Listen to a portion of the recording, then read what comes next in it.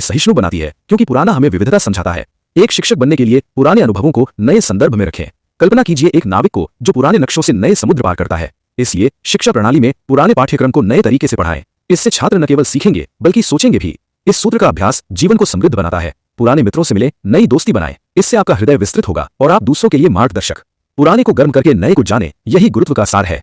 हे साधकों, विचार कीजिए कि कैसे एक फूल पुरानी जड़ों से नई कलियां खिलाता है। ठीक उसी प्रकार पुराने ज्ञान की समीक्षा नई प्रेरणा देती है। मैंने अपने जीवन यात्रा में देखा है कि कन्फ्यूशियस का ये वाक्य ध्यान का विषय है। जब हम पुरानी असफलताओं को समझते हैं तो नई विजय प्राप्त होती है। उदाहरण के लिए, व्यापारी पुराने व्यापार से सीखकर नया बाजार जीतते हैं। ये प्रक्रिया हमें साहसी बनाती है। एक शिक्षक वही है जो पुराने को नए में बदलता है। कल्पना कीजिए एक जंगल को जहां पुराने पेड़ नए बीज देते हैं। इसलिए व्यक्तिगत विकास में पुरानी किताबें पढ़ें और नए विचार लिखें। इससे आपका मन शांत और स्पष्ट होगा। इस सूत्र को अपनाकर आप जीवन के हर क्षेत्र में नेता बन सकते हैं। याद रखें, पुराना इतिहास है, नया भविष्य, दोनों का संयोजन जीवन को सुंदर बनाता है।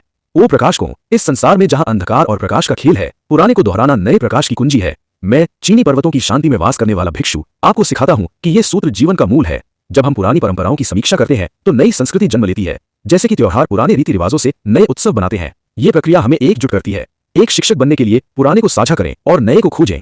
कल्पना कीजिए एक नदी को जो पुराने पथ से नए किनारे बनाती है। इसलिए सामाजिक जीवन में पुरानी कहानियां सुनाएं और नई कहानियां रचें। इससे समाज मजबूत होगा। इस ज्ञान से आप दूसरों को प्रेरित कर सकते हैं। पुराने को जानकर नए को अपनाएं, यही गुरु का मार्ग है।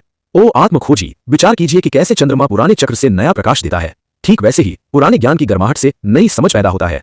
मैंने अपने ध्यान साधना में पाया है कि कन्फ्यूशियस का सूत्र चिंतन का आधार है। जब हम पुरानी पुस्तकों को पढ़ते हैं तो नया अर्थ उभरता है। उदाहरण स्वरूप, दार्शनिक पुराने विचारों से नए सिद्धांत बनाते हैं। ये प्रक्रिया हमें गहन बनाती है। एक शिक्षक वही है जो इस गहराई को साझा करता है। कल्पना कीजिए एक पहाड़ को जो पुराने चट्टानों से नई चोटियां बनाता है। इसलिए स्थायी जीवन में पुराने मंत्र